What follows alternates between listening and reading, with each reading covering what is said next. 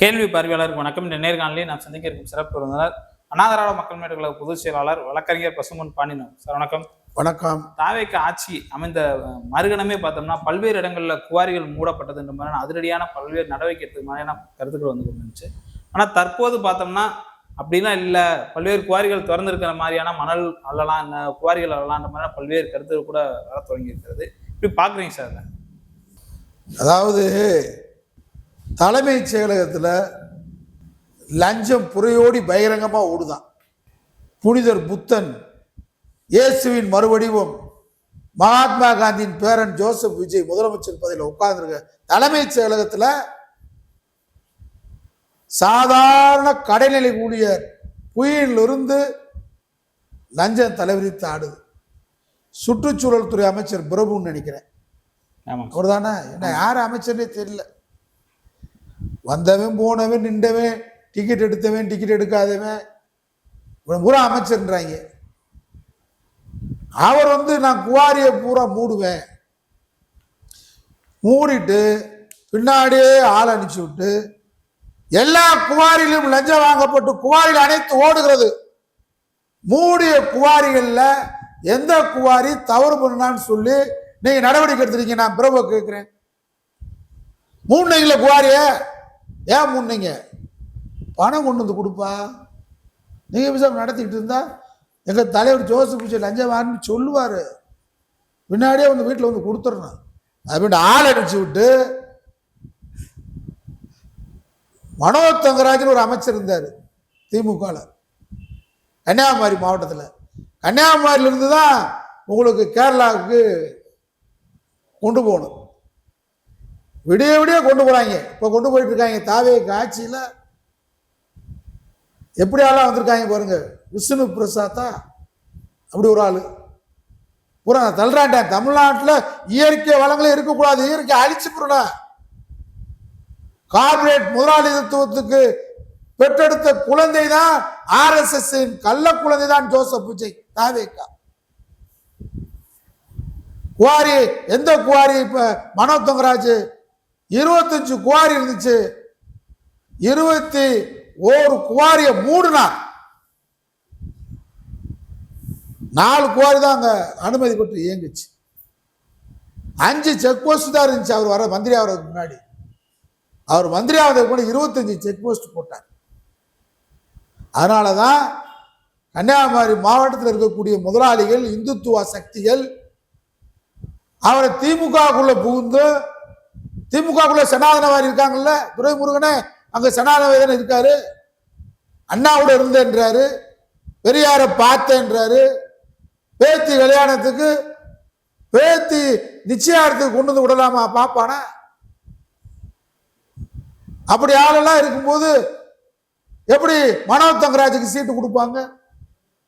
நிறுத்தி விட்டாங்க, சீட்டு இல்லை. இப்ப என்ன நடக்குது? பிரபு மூடுனார்ல, எந்த குவாரி மேல் நடவடிக்கை எடுத்தீங்க சொல்லுங்க? இல்ல. இப்ப நீங்க 12 மணல் குவாரியில திறக்கிறதுக்கு திட்டம் போட்டிருக்க அரசு. காவிரி, அதுவும் குறிப்பா மேகதாட்டு அணை கட்ட போறான். ஜூன் 12 திறந்திருக்கணும். காவிரி டெல்டா பகுதி காய்ந்து கொண்டிருக்கிறது, வறண்டு கொண்டிருக்கிறது.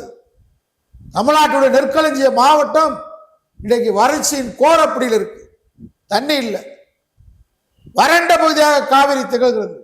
இந்த நேரத்தில் என்ன பண்றாங்க?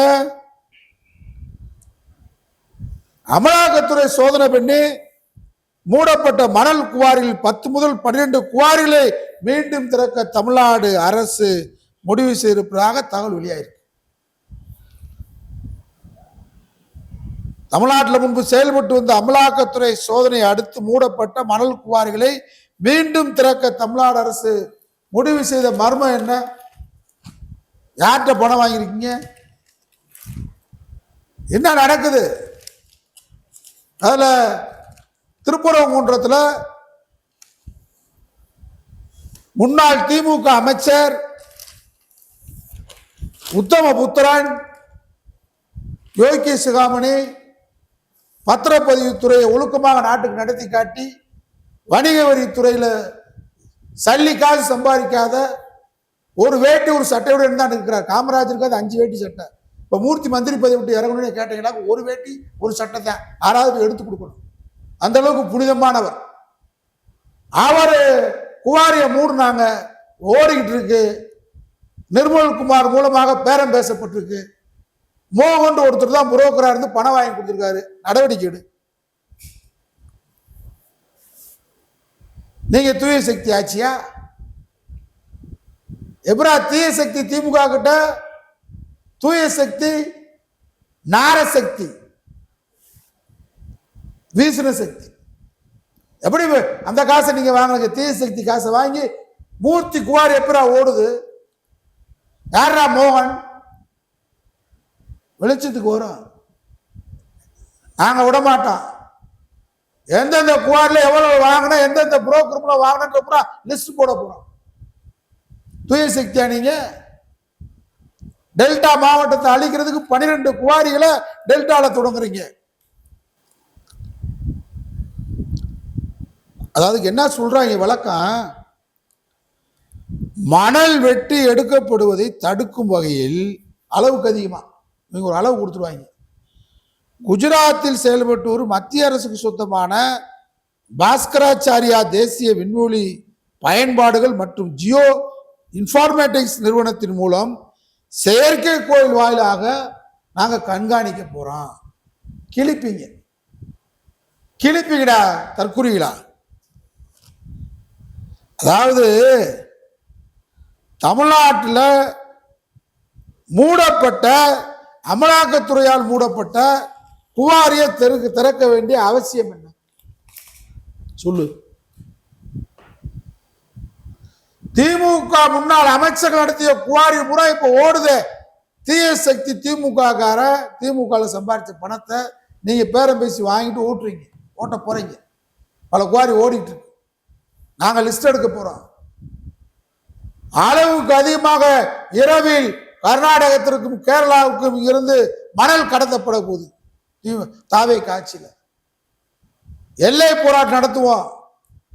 நீ நினைக்கிற தாவேக்கா திமுக முன்னாள் அமைச்சர்களை சரி கட்டி அவங்க குவாரி ஓட விட்டுட்டா, அளவுக்கு அதிகமாக மணல் அள்ளிட்டு, அளவுக்கு அதிகமாக கல் அள்ளிட்டு, செம்மண் அள்ளி நம்ம ஓட்டு இல்லாம நினைக்கிறீங்க? நடக்காது. தமிழ்நாட்டுடைய இயற்கை வளங்களை பாதுகாப்போம்.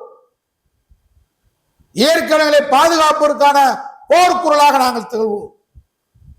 அளவுக்கு அதிகமாக அனுமதி இல்லாமல் கேரளாவுக்கு செல்லக்கூடிய லாரிலாம் மறிப்போம், தடுப்போம். அனுமதி இல்லாத குவாரியை மூட சொல்லி போராட்டம் பண்ணுவான். தாவேக்கா நீ தூய சக்தின்ற பேர்ல தீய சக்தின்னு சொன்ன திமுக முன்னாள் அமைச்சர்கள்ட்ட பணம் வாங்கிட்டு ஓட்ட பார்க்கறது. அது மாதிரி காவிரி டெல்டா மாவட்டத்தை சீரழிக்கிற அடிப்படையில் அமலாக்கத்துறையால் மூடப்பட்ட 12 குவாரிகளை அங்க ஏற்கனவே இயற்கை வறண்டு போயிருக்கு. விவசாயிகளுடன் சேர்ந்து இயற்கை வளங்களை பாதுகாக்க போராடுவோம். நன்றி சார். நன்றி.